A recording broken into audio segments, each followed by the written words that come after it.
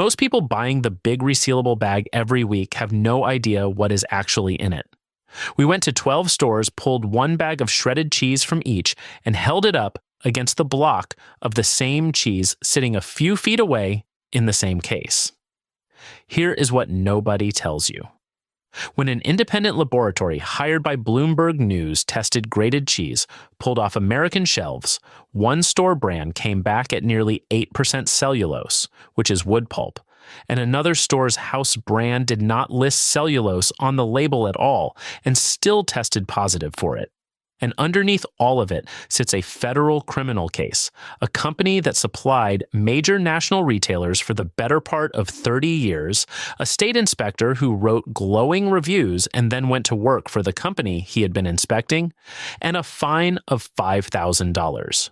We are counting down 9 stores from concerning to genuinely shocking and finishing with 3 clean options. Let us get into it. Before we start, understand what we mean by failed, because we are going to be precise about it. Nobody is being poisoned here. Powdered cellulose, potato starch, and cornstarch are approved. They are disclosed on the label, and eating them will not hurt you. This is not a safety story. It is a value story, and the standard is simple. 3 questions, asked of every store. 1. What is on the bag's ingredient panel that is not on the block's panel, sitting in the same case from the same company, made from the same milk? 2. What does the bag cost per ounce compared to that block? 3. Does the bag actually do the job you bought it for when it hits the pan? And here is the rule this whole investigation runs on, so write it on the inside of your cabinet door. The block is the food. The bag is the format, and you are paying extra for the format. Number 9, Walmart.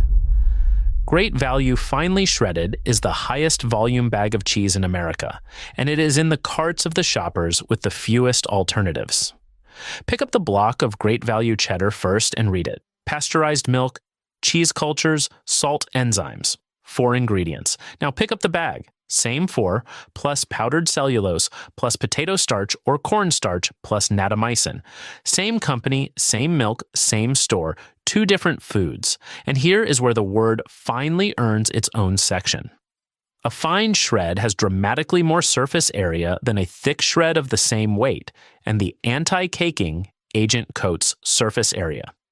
More surface means more coating per ounce of actual cheese. That fluffy, generous-looking bag is partly air and partly powder, and the finer the shred, the higher that ratio goes. Now, the Walmart house brand has a documented history here that is worth stating carefully and exactly. In 2016, Bloomberg News hired an independent laboratory to test store-bought grated Parmesan. Walmart's Great Value, 100% grated Parmesan, came back at 7.8% cellulose. That was grated Parmesan, not shredded cheddar, and we are not going to blur those 2 things together. But the accepted working range for anti-caking cellulose in that category is roughly 2 to 4%, so 7.8 is close to double the top of it, in a product whose label said 100%. Walmart moves more grocery volume than any company on earth. Sourcing is not a constraint at that scale. It is a margin decision. Now go weigh the bag against the block on the shelf price tag. The block is almost always cheaper per ounce. You paid more for less cheese in a format that cooks worse. The next store is the one most of America defaults to. Number 8, Kroger. Whatever you call it where you live, whether that is Kroger or Ralph's or King Soopers or Fred Meyer, this is the default bag for millions of households. And to be fair, Kroger discloses everything. The cellulose is on the panel. The starch is on the panel. Nothing is hidden. So let us do the test you can run in the store right now with your hands, and it takes 4 seconds. Call it the finger rub test. Open the bag and rub a pinch of shreds between your thumb and forefinger. Freshly cut cheese is greasy. That is butterfat, and butterfat is the thing you are paying for. A heavily coated shred feels the opposite. Dry, chalky. It leaves a faint white powder on your skin, and you can see it. That powder is not cheese. Rub a piece you cut off the block yourself, and you will feel the difference instantly, and you will never unfeel it. Now the comparison that matters most, and we are going to make it in every single segment from here on, because it is the whole video. Walk 4 feet down the case to the Kroger block of the exact same cheddar.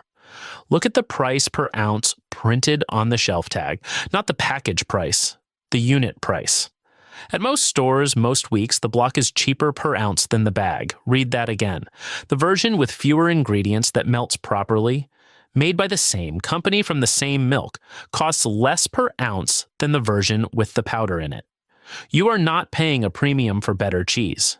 You are paying a premium for someone else having run it across a grater. The next store is where the ingredient list gets genuinely more interesting. Number 7, Safeway and Albertsons, and every 4-cheese Mexican-style blend on the shelf next to them.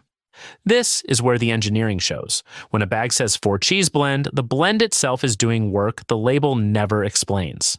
Cheddar, Monterey Jack, Asadero, Queso Quesadilla. Those are 4 different commodity markets with 4 different prices that move independently week to week. A blend lets a manufacturer shift the ratio toward whichever cheese got cheaper this month without changing a single word on the front of the package. The bag you bought in March and the bag you bought in August can be meaningfully different products wearing the same label, legally. Blends also tend to carry more anti-caking agent because you are keeping more shreds with more moisture variation from fusing together. And that brings us to the ingredient almost nobody reads, which is Natamycin. Natamycin is a mold inhibitor, and it is technically an antibiotic, a polyene macrolide produced by fermentation. In the United States, it is approved under federal food additive rules for use on cheese at up to 20 parts per million in the finished product, and it is permitted in shredded cheese, cottage cheese, and sour cream.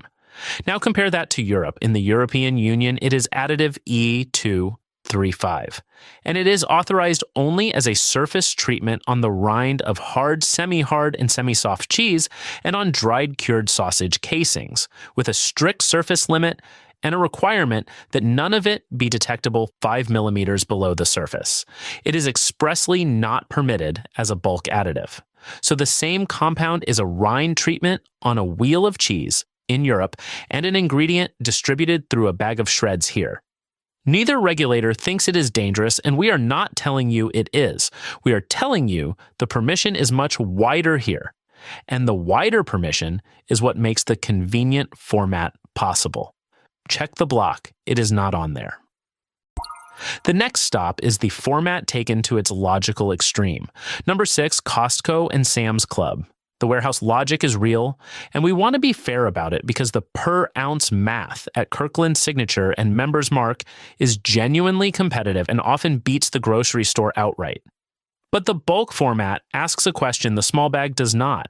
A 5-pound bag is designed to be opened, resealed, and returned to the refrigerator repeatedly over weeks.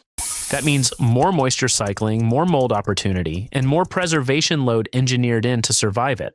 And now, let us do the test that settles this whole argument, the one your own kitchen has probably been trying to tell you for years. The melt test. Take a pan, make a simple cheese sauce, and add a handful straight from the bag. Then do it again in a clean pan with cheese you grated yourself off a block. Watch what happens. The bag goes grainy, it clumps, it resists, it sits there in stubborn little strands instead of flowing, and it can turn oily or chalky. The block melts into a smooth, continuous sauce. This is not opinion, and it is not your stove.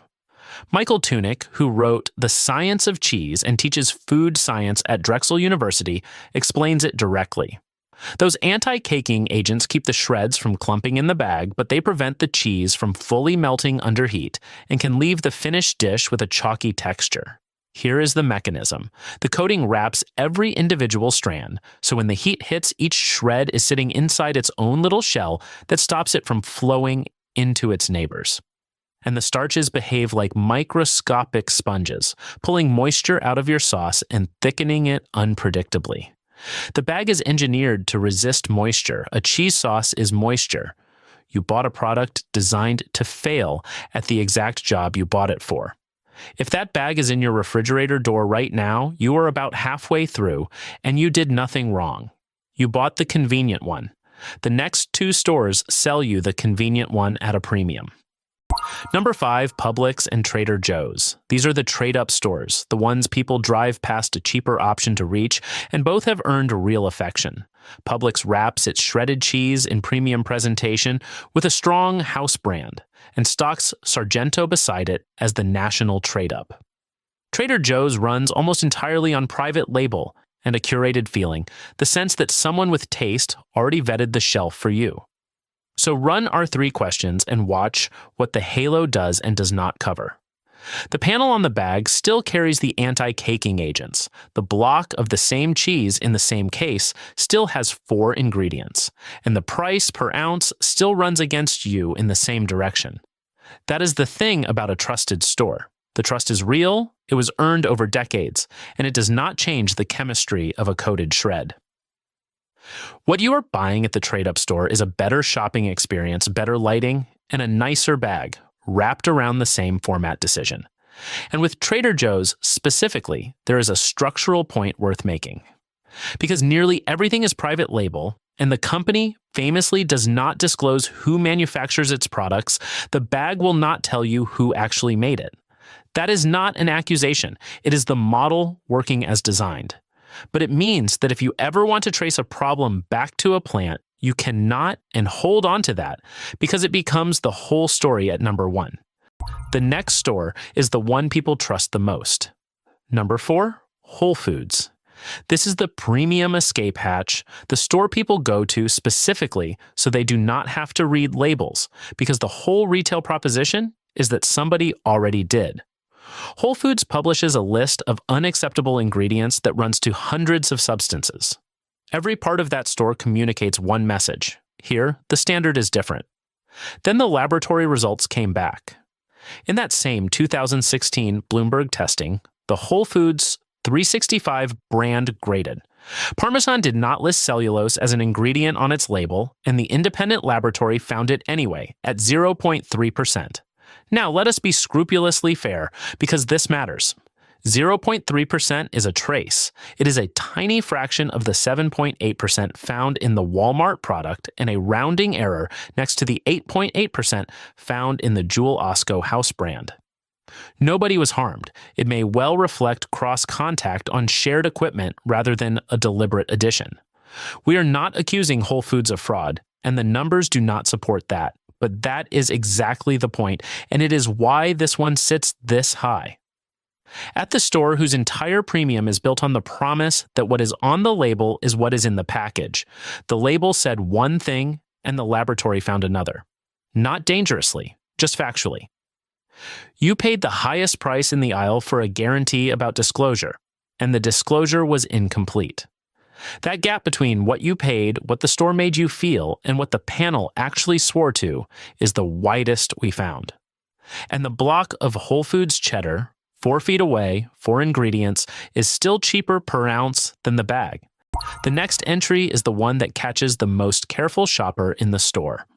Number 3, Sprouts, and the certified organic shredded cheese on that shelf, including a name as trusted as Organic Valley. This is the peak of the whole investigation because this is the shopper who did everything right. She read about industrial dairy, she sought out a farmer-owned cooperative, she paid a real premium for organic certification. And here is the loophole, and it is narrow and almost nobody knows it exists. Organic certification governs the milk. It governs how the cows were fed, that they had pasture access, that no routine antibiotics or synthetic hormones were used, that the feed was grown without prohibited pesticides. All of that is real, all of it is verified, and it is genuinely worth paying for. What organic certification does not do is prohibit anti-caking agents in the shredded format. Organic shredded cheese can carry organic starch, and organic cellulose exists too. The seal on the front is a statement about the farm. It is not a statement about what happened to the cheese after it was cut. So the most careful shopper in the store, the one who researched the hardest and paid the most, can walk out with a bag carrying the same category of coating as the cheapest bag on this list, because she reasonably assumed the seal covered the whole product. It covers the milk. Read the panel anyway, especially here. And the organic block from the same cooperative, in the same case, still has 4 ingredients and still costs less per ounce. The next store is where this stops being about ingredients and starts being about a federal criminal case. Number 2, Target. And now we pay off the thread that has been running under this entire video. There was a company in Pennsylvania called Castle Cheese. According to Bloomberg's reporting, it had been producing grated Parmesan that contained no Parmesan for close to 30 years. The Food and Drug Administration inspected it in 2012 after a tip from a former employee, and agents from the Food and Drug Administration and the Internal Revenue Service raided company facilities in January of 2013. What the agency found in its warning letter was that products labeled 100% grated Parmesan contained no Parmesan cheese at all. Instead, they were a combination of Swiss, mozzarella, white cheddar, and cellulose. One of the brands named in that finding was Market Pantry 100% grated Parmesan, sold at Target stores. Target has maintained that Castle was never an authorized vendor supplying its stores, and that response belongs in this story. Then the case got worse, and this part comes from a CBS News investigation. Food and Drug Administration records showed finished cheese stored in an unrefrigerated room. The company found Listeria, a potentially deadly pathogen, in its production area 10 times and kept producing and selling without testing. And here is the detail that should stay with you. While all of that was in the records, the Pennsylvania Department of Agriculture inspector assigned to the plant, David Trotter, was writing reviews like this one from June of 2012. The plant continues to be in excellent condition. I appreciate the plant management and the quality work they do. Those glowing reviews continued until August of 2013, when Trotter left the Department of Agriculture for a new job as Director of Quality Control at Castle Cheese. CBS News asked him to explain his reviews. He declined. The company president, Michelle Murder, pleaded guilty in February of 2016 to a misdemeanor count of aiding and abetting the introduction of adulterated and misbranded cheese into interstate commerce. In October, a federal judge sentenced her to 3 years of probation, 200 hours of community service at a food bank, and a fine of $5,000. 2 related family companies pleaded guilty to conspiracy charges that included money laundering. Now, the honest caveats, all of them. The Justice Department stated plainly that at no time did the adulterated products pose a threat to the health or safety of consumers. The criminal case itself was about substituting cheaper cheeses, not about cellulose levels. The brand owners were described as unaware of the fraud. Castle went bankrupt and its products are long gone from shelves. This is history, not a current warning. But hold the shape of it. Hundreds of thousands of pounds, roughly 30 years, national retailers, a pathogen found 10 times, an inspector who became an employee, and a $5,000 fine. That is what accountability looked like when somebody actually got caught. Which brings us to the stores where getting caught is structurally harder. Number 1, the regional chains and the independent grocers and the house brands like Best Choice and Always Save.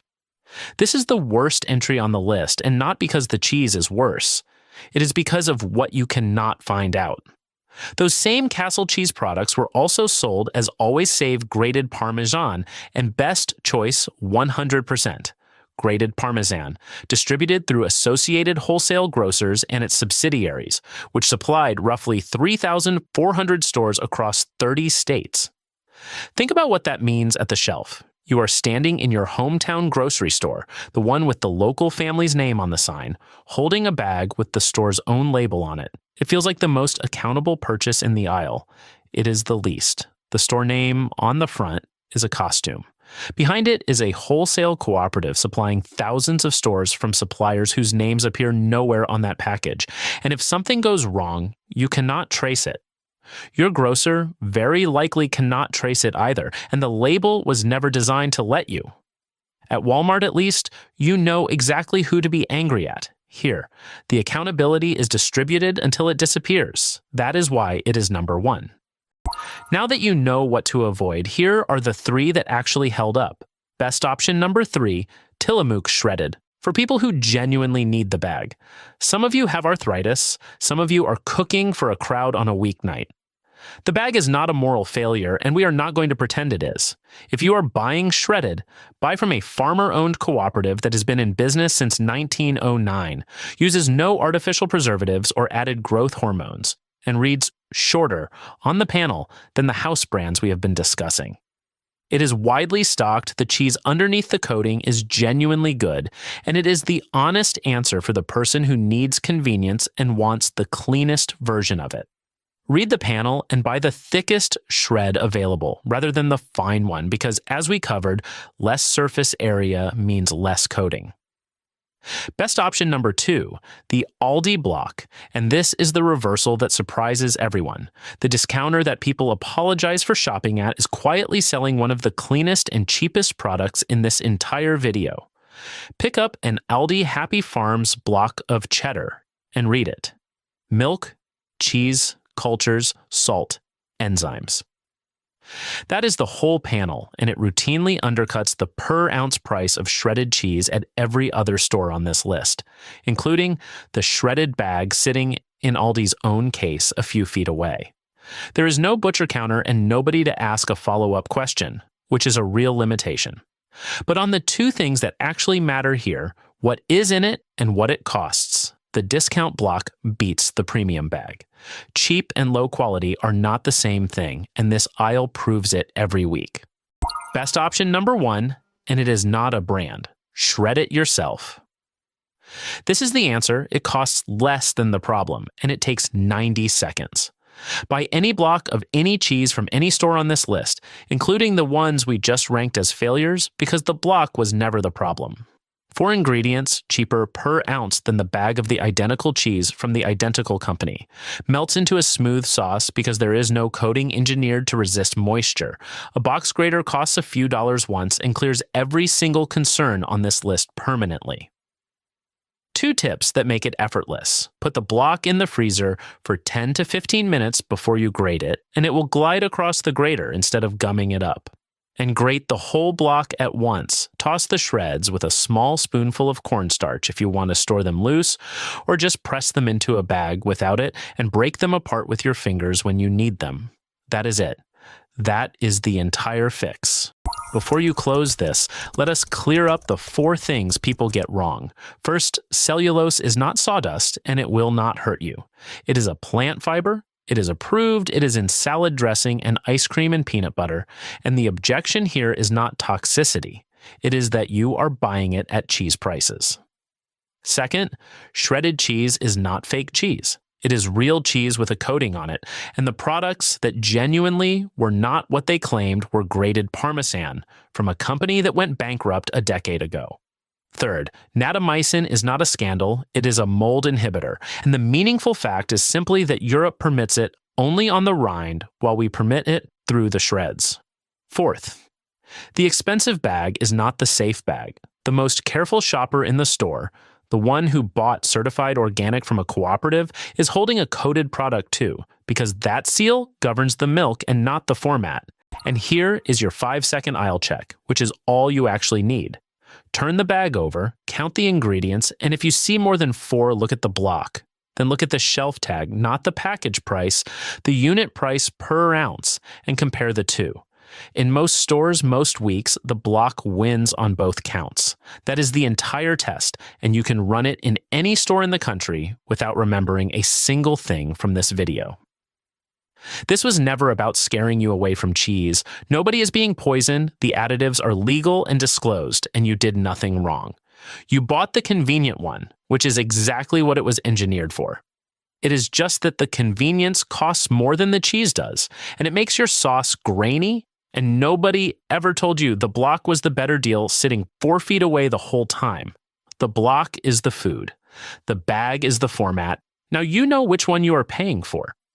If this changed how you look at that case, pass it to somebody who buys the big bag every week.